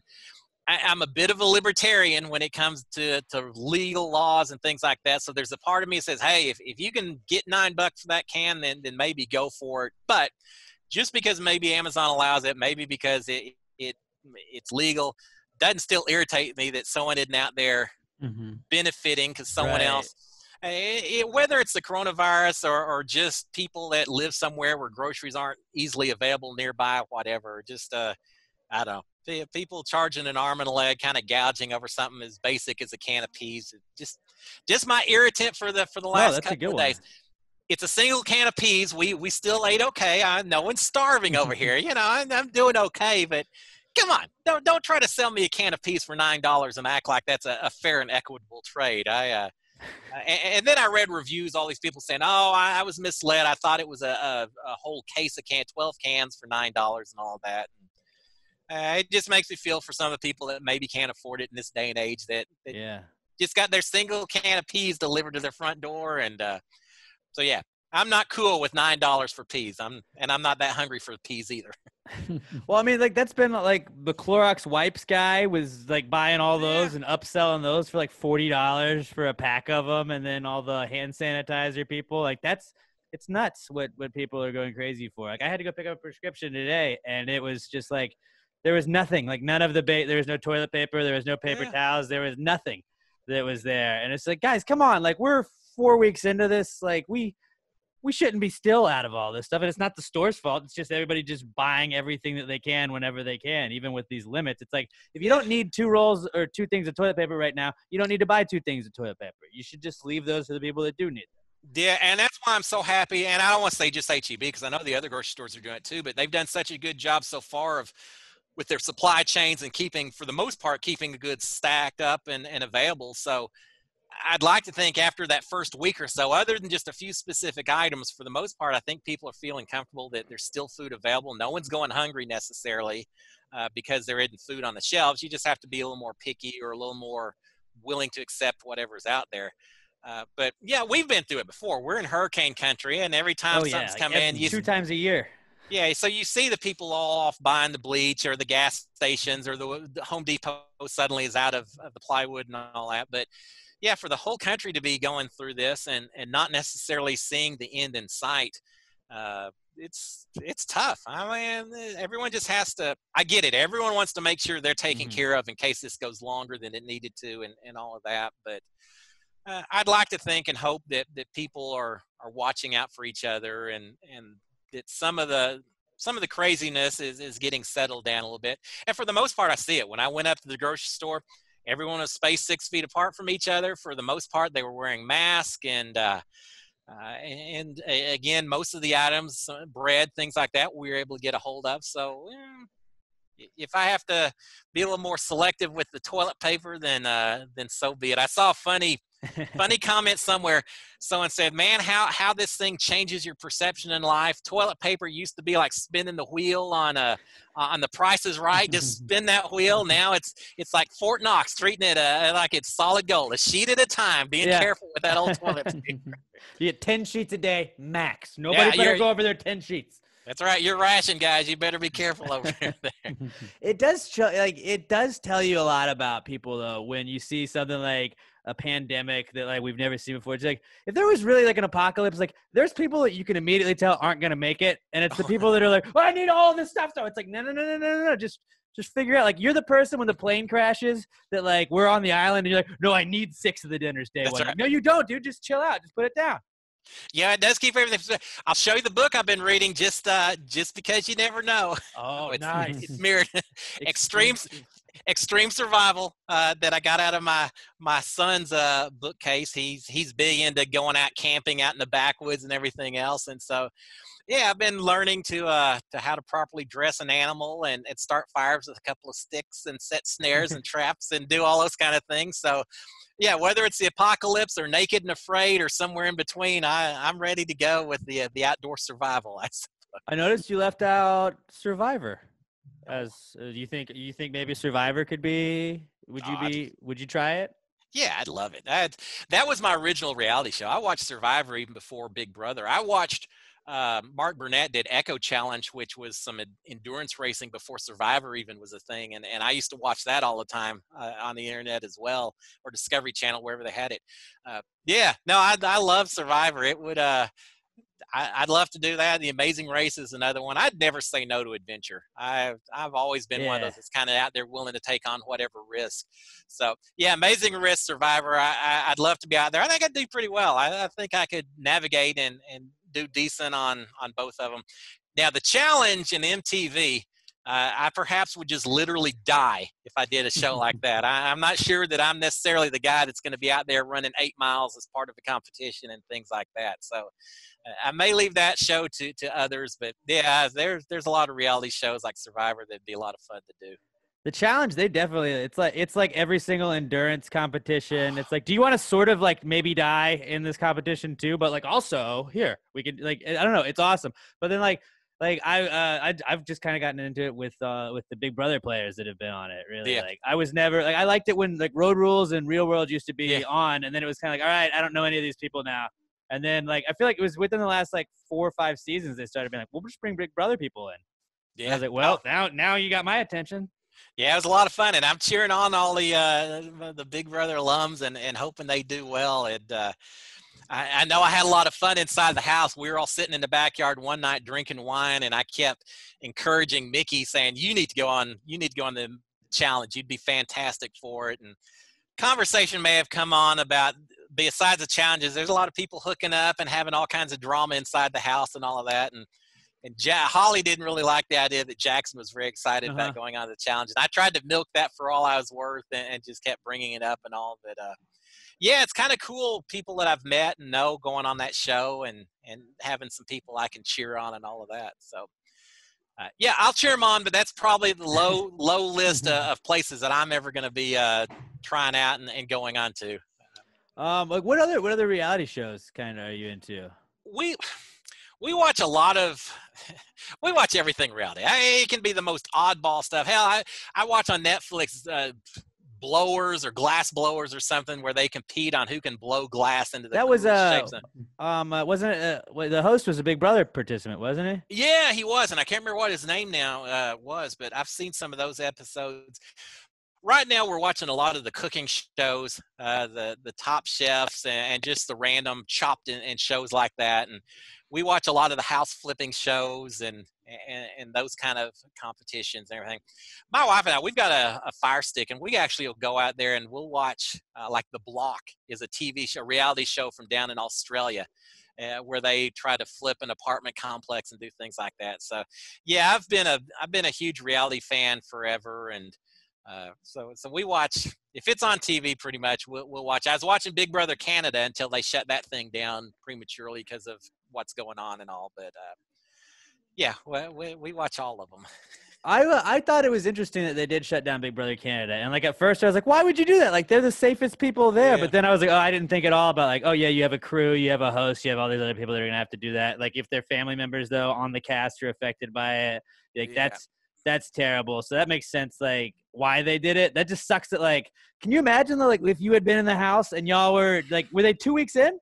Yeah, they were. They may have been 3 or 4 weeks. I mean, it seems like something like that. Probably at 3 weeks or so. But It's fairly early in the season, early, though. yeah. And No one had really had time, and it was a strange season because they had 2 people kicked out. They had 1 person self-evicted, so they didn't have a eviction that particular uh, week. And so, yeah, it was.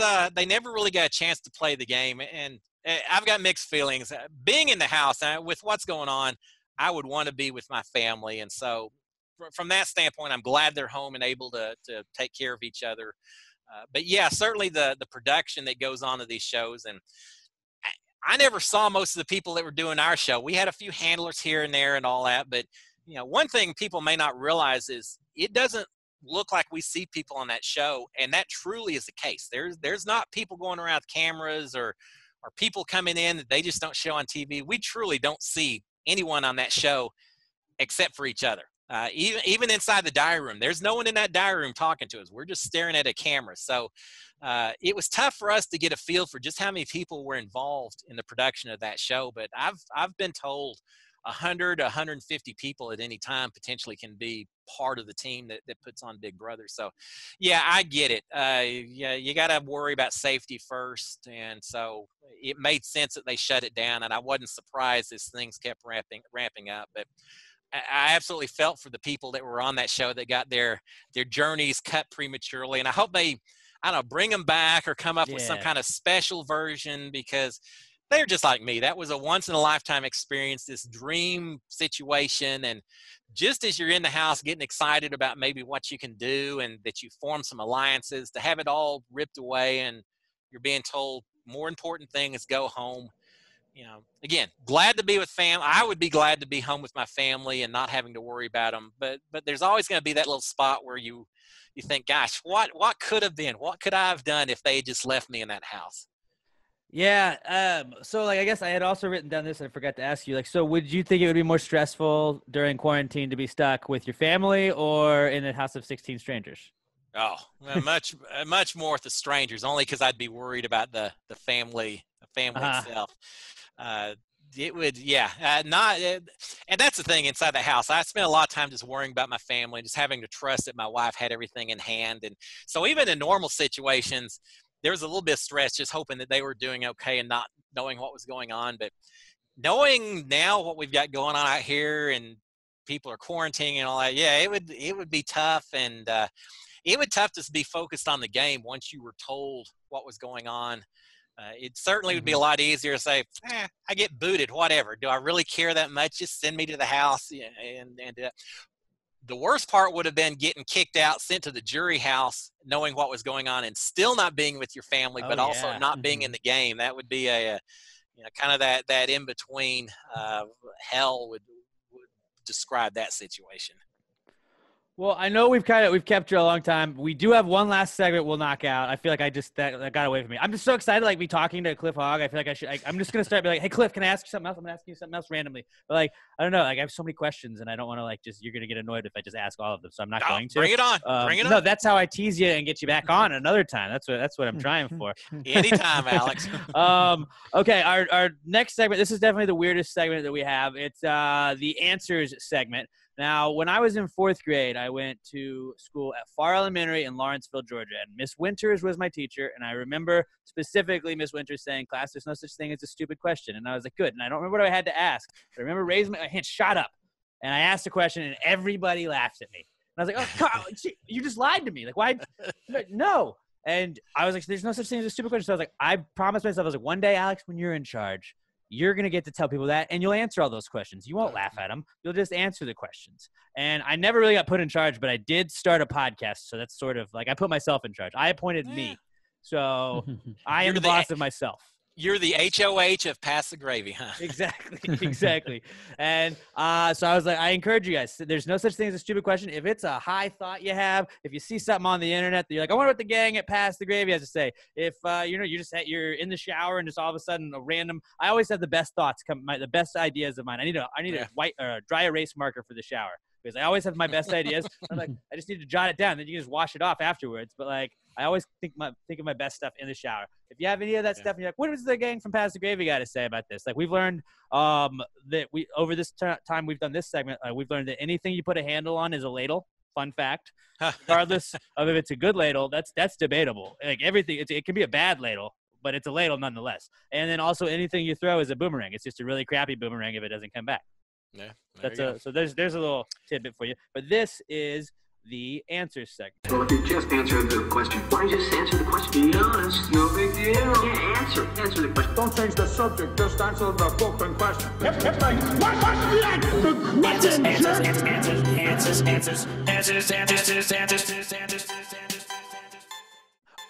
All right, our first question this episode comes from our buddy David Ruiz. He's at David_Ruiz90 on Twitter. And by the way, you can submit your answers questions, hashtag PTG answers at Pass the Gravy Pod. I'm at Alex J. Middleton. Robert's at Robert Barbosa03. Cliff Hogg is at Cliff_Hogg with 2 G's, hashtag PTG answers. You can also email them to us at answers@passthegravypod.com. But we look at Twitter first. So our first question comes from David Ruiz at David_Ruiz90 on Twitter. And he says, if you were born deaf, what language would you think in? Very interesting.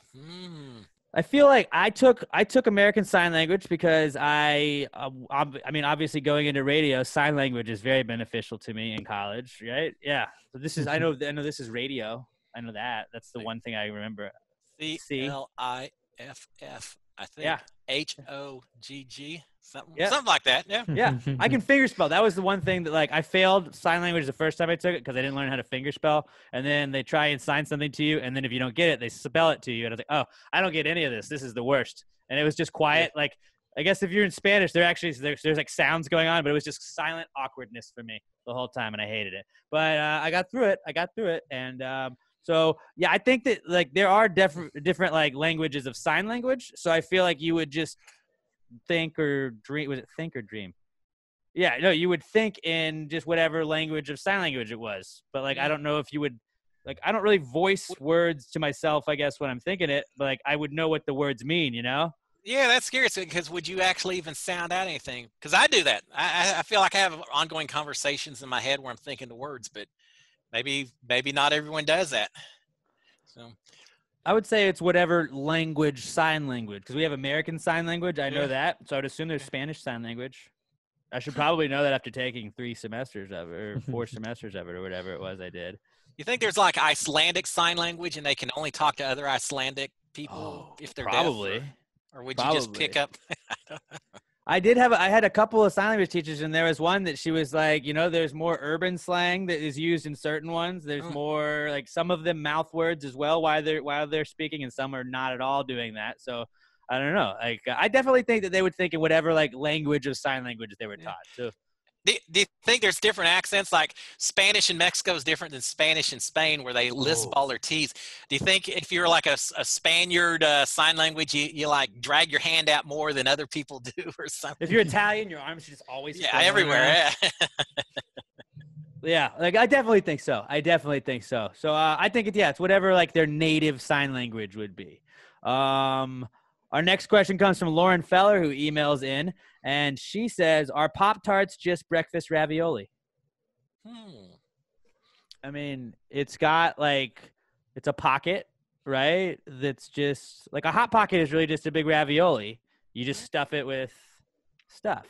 If you had ravioli, but it was stuffed with fruit instead of savory tomato sauce or whatever, would it still be ravioli? It'd be like a fruit ravioli. Yeah. I'd eat it. I mean, yeah, definitely. I would. Hey, definitely you're combining pasta and sweet. That seems pretty good. Those all sound good. I think you just made it an awesome dish right there. So yeah, I'm in. I would definitely say it's breakfast ravioli. I know they have like breakfast pizzas, and that's really just like we threw eggs and bacon on the top of a pizza. Done. I'm cool with that. So yeah, that's breakfast. It's breakfast ravioli. That works for me. Sounds healthier if you call it right. I don't know. It's ravioli. Right. Sounds more dignified. You don't go pay $20 at a restaurant for a Pop-Tart, but you may for ravioli. So, Pop-Tart, breakfast ravioli. I got to open up a restaurant and just, like, I'll serve regular foods. So it's just like, just cold breakfast, and it's just cereal. That's all it is. My new food truck. We'll come up with our own personalized Pop-Tart raviolis, and we'll set the world on fire. You could just call cereal breakfast soup. And then like, oh, there. And then also have some breakfast raviolis to go along with that. And like, that's just Pop-Tarts and cereal. No, it's breakfast ravioli and breakfast soup. Your profit margins will be a lot higher if you call it that. So, our next question comes I think we just got email questions the rest of the way. It looks like Tyler Gustafson, who I don't believe has written in before. So welcome to the podcast, Tyler. He says, what's the deal with boxers and robes? Why do they need to be really comfortable before getting into a fist fight? I was thinking, I've been quarantined too long. I was thinking like underwear and robes. Yeah. It's like, well, you got to cover up boxers. Robes versus boxers. Do you have to wear both or whatever? But yeah, I don't. Are you a robe guy? Not so much. I'm more just throw on a pair of shorts and I'm good to go. So yeah, I have a tiger kimono that I got. I don't know why. It was just a stupid impulse buy. Occasionally, like if I get up first thing in the morning and go like make coffee or whatever, I'll wear that. But usually I'm a shorts guy. Just to the shorts. Hey, we live in Houston. It's hot enough. If I lived up north somewhere, maybe I'd want a robe. But down here, just throw on a pair of shorts. I'm good to go. Yeah. But in terms of a boxing ring, yeah, that is weird. Like, it's like I'm about to go get punched in the face, but I should be super relaxed. I guess maybe you're trying to just relax yourself so you're not all tense before the fight. Keep your muscles warm or something, or maybe keep your biceps, your guns from being seen by the competition, get them too intimidated or something. I don't know. Well, I mean, anything's better. Did you watch the Wilder Fury fight, or did you see No, that? I heard about it. Yeah, I heard about it. But Deontay Wilder walked out in like a robot outfit that was like 1 billion pounds, and it's like, yeah, he walked through the whole hotel. Like he's walking through cafeterias and like down random things. Like, where are you? Did they make you walk across Vegas in this?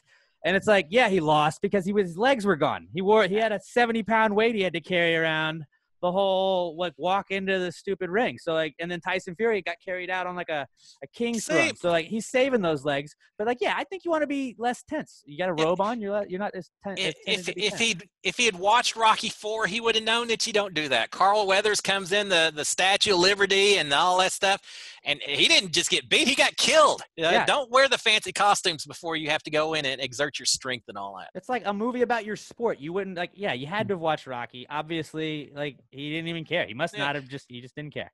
But here's the other: you got to wear a robe, or else where do you put your sponsor's logo and everything else? You can't put it on those. You can't put on those boxer shorts, have juicy on the back or anything. That just doesn't fit in with boxers. So, you got to have the robe just to put all your promo gear and all of that so you can bring in the bucks. That is true. If you watch like MMA where they just have like the short spandex shorts, like there's not a lot of room for the advertising right now. Now you just get that monster logo on the thigh. But like, yeah, the boxing shorts, Floyd Mayweather's got like 1 million advertisers all over his thing. Like, yeah, you get more room for sponsors. That's right. And the robe, that makes sense. I'm going to go with Cliff's answer on that. Robert, you cool with that one? Yeah. All right. Seems like the way to go. Greg Baker writes in with our next one, and he says, should I trust a realtor that rents? That sounds like a very specific question there. I'm not sure what your background is. Oh, yeah, I don't know. But it does make sense a little bit where it's like, I mean, if the guy can't even buy his own house, why should you buy a house from this guy? I don't know. Because then, I don't know. Maybe it depends on where he lives. Yeah. Hey, maybe he's got the cash flow issue figured out. But, yeah, it's kind of like I feel like there's some kind of analogy to a barber who goes somewhere else to get his haircut or something. But maybe that's not quite the same deal. It's like going to a tattoo artist that doesn't have tattoos. What does that say about the person? So maybe it's the same way with a realtor who doesn't buy his own house. That's a really good one. Where because you never see a tattoo artist that doesn't have 1 million tattoos, and then like he's got the ones on his thighs that you can tell he's just like, oh, I just did these when I was bored one day. I just decided I was going to make a Charlie Brown tattoo because that's what I wanted. One of the shows we watch reality, speaking of, is Ink Master, and I don't have tattoos, but now I feel like I'm an expert. I know about blown out lines and contrast and everything because of that show. But it does always make me wonder, if you're such a great tattoo artist, how come some people's tattoos are so horrible? Maybe it's just because you learn as you go, and when you get bored, you just do it on yourself as you pick up the trade and all of that. But I do think a lot of people just go with like cheap tattoos, like when they're younger. Like they're like, I don't know, I got a tattoo. Like I got a tattoo. I got the New York Giants logo tattooed on my back when I was going into my senior year in high school. It was like, oh, I just want that on there. And like, I went there and it was like $25, but like I gave him I was like, I want this logo. this is it. Just go trace it. Like, it's hard to screw up that. Whereas, like, I didn't go and like, I want a flaming eagle that you design with Jesus sitting on top and riding him with an American flag. Like, then the guy would have had to go make all the art and stuff like that. And I feel there's people like, I don't know. Yeah, sure. Give me that bull that you designed. And then it doesn't turn out well. And then they always regret that. Yeah, no regrets, huh? No regrets. Yeah, I'm thinking radial keratomy, tattoos. There's a few things in life, vasectomies. There's a few things in life that you don't necessarily go with the lowest vendor, the lowest price supplier. Yeah. There's times where money maybe shouldn't quite play the difference. And I almost think if the guy's charging next to nothing for a tattoo, that's a pretty good indication that maybe I just need to keep on looking just a little bit. He's being pretty honest about his skill set right here if he's charging you $20 for that. Right. But then if we didn't have people getting bad tattoos, then like we wouldn't get to see those cover-up shows where like I love watching those where it's like I had 2 horses running because my ex used to love horses and now I hate horses. And then they have to like cover up like a third of his back to like make it all work so it doesn't still look like the old tattoo. Oh, I don't know if y'all watching Practical Jokers on True TV, but they've done things where they get tattoos placed on each other's bodies and the person doesn't know until the reveal. And it's like one of Patrick Swayze from Roadhouse or one of a ferret on a parachute, the worst possible kind of tattoos you could imagine. And yeah, it does make me wonder about the sanity. And you watch some of those tattoo covers up shows, the sanity of some of those people and the tattoos they've gotten. And you know, it seems like about 90% of the time it has to do a little bit with alcohol and a little bit of peer pressure. So live and learn. I've definitely gotten a tattoo drunk before. I definitely did back in my younger days. I was about to say something funny, but I guess it wasn't that funny because I don't remember it. Oh no, I was gonna say Tiger King on the Joe Exotic's husband that left him got that cover up at the end of the show, and it was like property or privately owned Joe Exotic, and then he was like, "Yeah, I covered it up. Got this bull." I was like, "No, but it didn't cover it all up. I can still see half the words, dude." If you're gonna put a big old black patch on your belly like he did, just make it just a little. What's another inch going to matter to cover up the letters above and beyond? Yeah. Or at least like picture out, like, at least like think of something that's going to cover it up or something like that. Like throw an American flag in that bad boy or something like that. That's going to cover up all the words. Because now I'm just going to be like, what is that covering up? What did it say? Like it doesn't help people not realize what it is.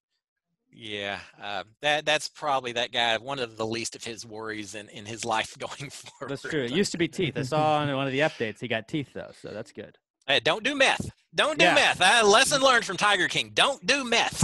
I watched Breaking Bad. Meth didn't look fun then, but then, yeah, really Tiger King was like, you know what? I'm 100% anti-meth. Our final question of the week. Oh, it's from our girl, Cassie J, the Squatch God. Now, Cliff, we don't know who Cassie is. She's Cassie J. Her email is Cassie J, the Squatch God. Now, we've asked her why she's the Squatch God, and she won't tell us. What does that even mean? Like Sasquatch God? Like, are you the god of Sasquatches? It doesn't make sense to me, but she's Cassie J, the Squatch God. Every time she writes in, we told her she will always get the last question in every episode. She's mysterious, but I think that's what we like about her. Howdy, Cassie. Cassie says, who has a worse job, a seeing eye dog or a racehorse? Well, racehorses, once they retire, get to go stud. So, you know, the seeing eye dogs, they're just stuck. I don't know what seeing eye dog does when they get done. I don't. I think they see more until, like, you know, they just keep shifting them around, right? Like a seeing eye dog, you're pretty much working all the time, which, you know, like nobody wants to be working all the time. I mean, maybe in this economy you do. I get you. I get it. Right now, times are tough. But like a racehorse, though, like if you're not successful, they might take you out and turn you into glue. Like you're in the glue factory the next time. So that would be tough. But like, yeah, if you win, you get all the accolades. Like you get to just have the best like retirement ever.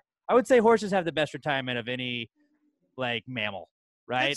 It seems all right. And they get to, you know, you race what, 5% of the time. The rest of the time you just hang out in pastures and eat grass and everything else versus seeing eye dogs, it seems like they're busy all the time, except when their owner's asleep. And even then, they probably have them sleep at the end of the bed. And they still got to be aware in case he wakes up or whatever, you know? Yeah. So, yeah, if I've got to pick one or the other, I'm probably picking for me to be a racehorse itself. But in the grand scheme of things, seeing eye dogs are a whole lot more important than racehorses. thumbs up to the seeing eye dogs of the world.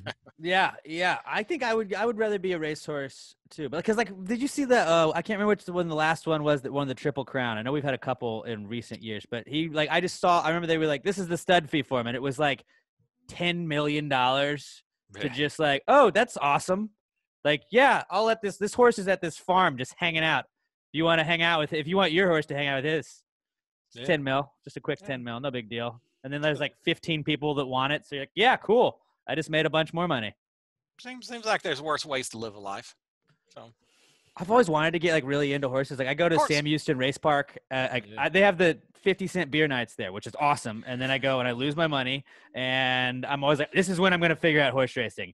And I haven't been able to. But actually, horse racing is one of the few sports that's still going on. There's like WWE, which is really more entertainment than sports. And horse racing, they're just not in front of fans. So I'm watching like Tampa Bay tracks running with horses that I have no idea about. I'm like, this is the one. I feel this one. When I was down in Venezuela, I had a person I worked with who always would go to the horse races, and he always came back rich. I'd say, how do you pick the horses out well? What do you know that I don't know? He said, oh, I have friends. I get inside tips. I said, oh, really? Well, it turns out he was a labor relations specialist, which at the time I didn't meant that he just worked with the workers union down there, and he had his connections, and he had his connections at the racetrack as well. And so that's awesome. So yeah, he did well, but I've never done well at the racetrack. I haven't been in a long time, but I say I'd like to be a racehorse, but on the other hand, no one ever rides a service dog, but the racehorses, you got some guy on the back of you with a whip making you run as fast as possible. So I'm sure the racehorses of the world are sitting in there listening to your podcast saying, y'all don't have a clue how tough it is being a racehorse. We do have a lot of racehorse listeners, actually, that you mentioned that now. Like, we're big in Kentucky with racehorses. But yeah, and like also if you're a horse, like you can't break your leg or else they just put you down. Like, It's like, hey, just don't ever get injured ever. With a dog, who's ever going to be mean to a dog besides Corella DeVille? Like most people, or Michael Vick. Like there's a couple of people that are going to be mean to dogs, but we don't want to deal with those people. We want to deal with like everyone wants to pet you, even though you can't. Which is the worst thing when like you're at an airport and it's like a dog, like a service dog. It's like, I am working, please don't pet me. Like, but then there's a dog here. I want to pet the dog. I know. They're so.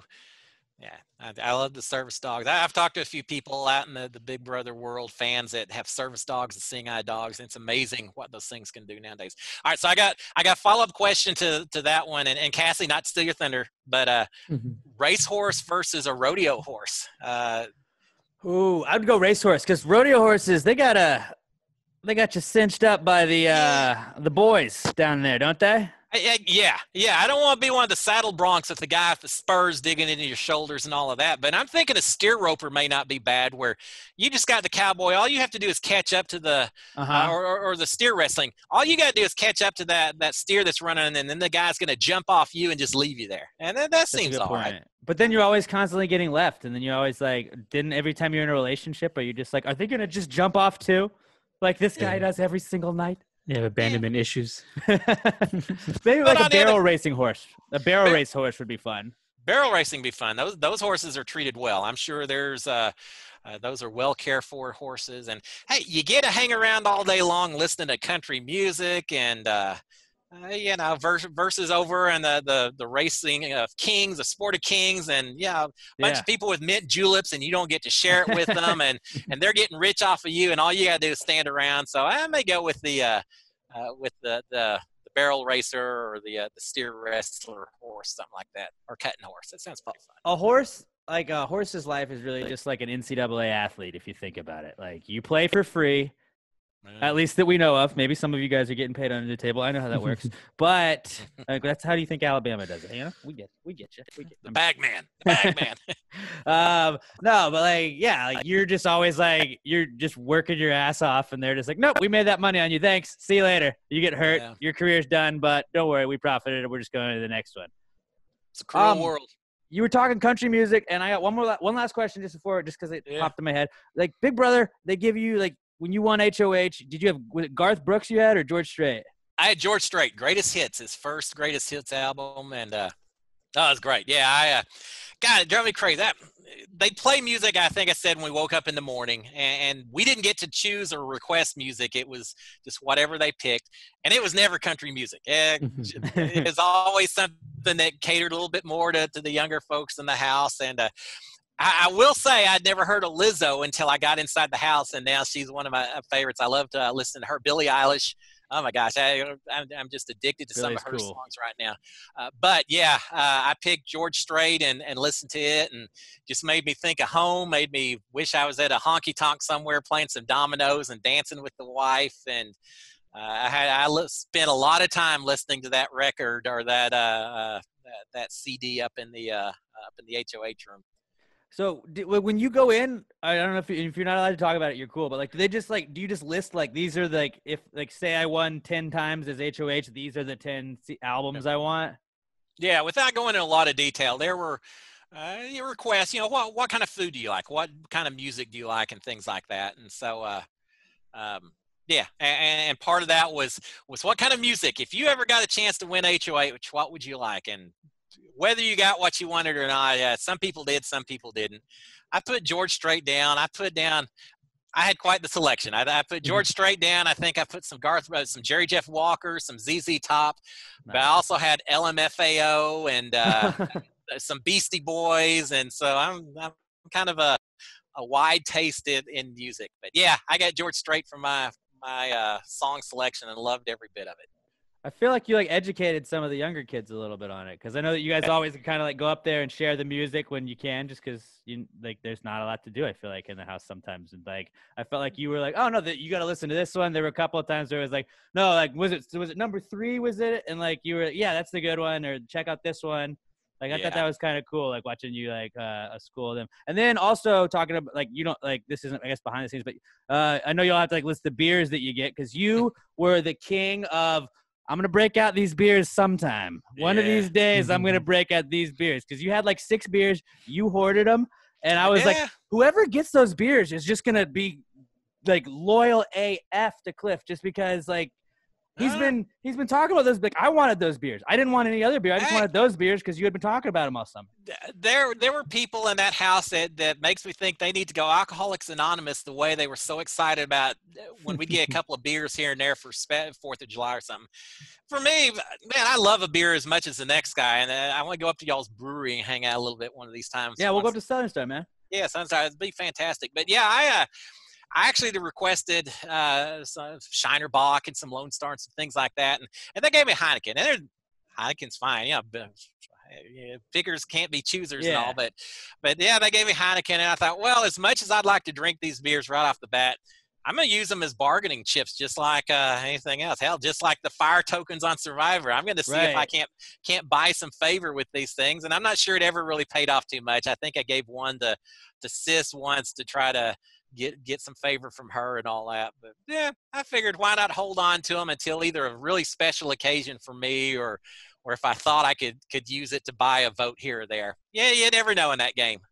No, that's cool. That is cool. And I was always like Cliff, like you were. I remember, I think it was Derek Levisor when he won Big Brother 16. It was like the last couple of weeks when everybody was kind of getting down to the very end, and he like pulled out a carton of cigarettes or a bunch of cigarettes at one point. And somebody's like, "Do you smoke?" And he's like, "No, I didn't smoke, but like every season there's always 1 or 2 smokers, and I wanted to be able to have a reason to go out and bond with those people." I was like, "Oh, I would have never thought of that." That's like no wonder he wins, because like smart. He's playing checkers, or as Jackson said, he's playing checkers. We're playing chess, or he's playing whatever it was. I just butchered it. I think he's playing chess. They're playing checkers. We're playing chess. Yep, that's it.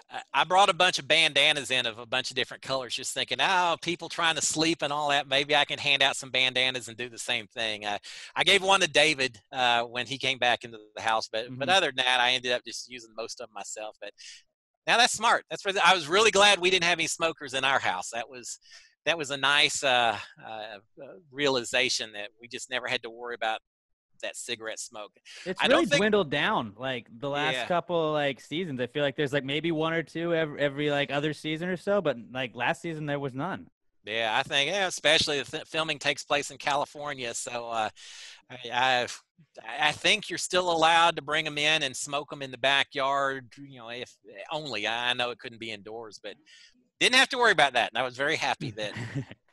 Okay, I apologize again for just nerding out and asking you every question in the world, and I'm apologizing again in advance for when I DM you again. I'm like, hey, Cliff, what about this? I forgot to ask this. I just wanted to know. But thank you so much for coming on the podcast, man. Like, this is one of the coolest things I've ever gotten to do on this whole podcast, and this is the 340th time we've done it. It's Cliff's Notes on TV Co. Yeah, Cliff Notes on TV Co. app. You can find it on the App Store. Monday and Thursday nights, 7 o'clock Houston time, 7 o'clock Central. We'll talk for about an hour. Send in some questions. We'll talk about whatever they want to talk about. Also, I am on Twitter, Cliff_Hogg, and on Instagram, Cliff.Hogg. So anyone who wants to DM me, I'm always willing to give the scoop. I love talking to fellow Big Brother and reality show fans, so y'all track me down. But yeah, Mondays and Thursdays, and having fun during these days of quarantines and COVID-19. Well, dude, again, thank you so much for coming on the podcast. I definitely want to have you on. Can we talk Big Brother? If I don't want to talk about, like, I was gonna say again, like, is it gonna happen? But I don't even want to put that out there. We're not putting that juju out there. You know, it's gonna happen this summer when Big Brother is going on. Can we have you on like once or twice, maybe? Come on. Rob has a podcast. It's bigger. I get it. No. Hey, yeah, but you're Houston. I'm here repping H-Town, so happy to do it. You just have to let me participate in some form or manner with one of the fantasy drafts y'all do. I want to. Oh yeah, we will definitely do that. I want to make sure I got some. I was going to today. I want to make sure I got someone that I can be cheering for just based on Pass the Gravy, bro, and all that. So that is the way we got everybody into it. Just we did the pool because I was like, all right, well, like, I'm watching it, and I get that not everybody's watching it, but like, tune in. And I call it my Big Brother scholarship every year, where I pick one. I'm like, tweet me, and I'll pick a random person, and I will pay for your CBS All Access for the summer. I will give you the money for that because I want you, but you have to promise me you'll watch it. And the two people that I've done it for the last 2 years are like, dude, I'm in. And they've gone back and watched all the old seasons. And it's like, once you get in, you're in. And so we just draft random names, and then like you draft the name in the pool, and then you draft a Big Brother player. And that's how it goes. Hey, it was a lot of fun. I listened to that podcast, and I don't remember whose name it was that got assigned to me. It's like, all right, now I got my champion that's cheering me on. You know, show was already over, but still, knowing that person was cheering me on during the season. Hey, it's just like I'm a racehorse, just different. Someone else is betting on me, just a little bit different environment. It was actually Josh Tricotto won, and then we did our end of the year awards, and he won it. That's where I met you, and I was like, can I get you to do the I get you to do the intro for him, and that was pretty cool. So he nerded out. Good job, Josh. I know you had nothing to do with it, but good job. But that's what's funny is like everybody just like they're like like I had Nicole this year. I think Robert, you had Jackson. So we did it like where we can't win. The three like my co-host Robert and I can't win, but we want to have somebody in the pool so we can like still talk about it. And I was like, but like if somehow we have the top three people, then whoever gets fourth wins. Right. And we had Jackson, Nicole, and Holly between the three of us on the show, just randomly. And so we were like, well, Cliff, okay. But we were like, I would rather the Houston guy win anyway, so let's do that. I was hoping you were going to pull it out there at the end, man. And we had to talk about it. I was going to say, but bring me back conversation for another day, maybe pass the gravy, bro. But I'll give you some insight into that because I've been asked a lot and always happy to talk about the decision-making there at the end. All right, Cliff. Thanks again. At Cliff_Hogg with 2 G's on Twitter, Cliff.Hogg on Instagram, Cliff's Notes TV Co. every Tuesday and Thursday, right? Monday and Thursday. Monday and Thursday at 7 o'clock. All right, you guys. Y'all take care. We'll talk to you guys on Wednesday. Until then, pass the gravy, bitches. I put the new 4Gs on the G. I trap until the bloody bottoms is underneath. Cause all my homies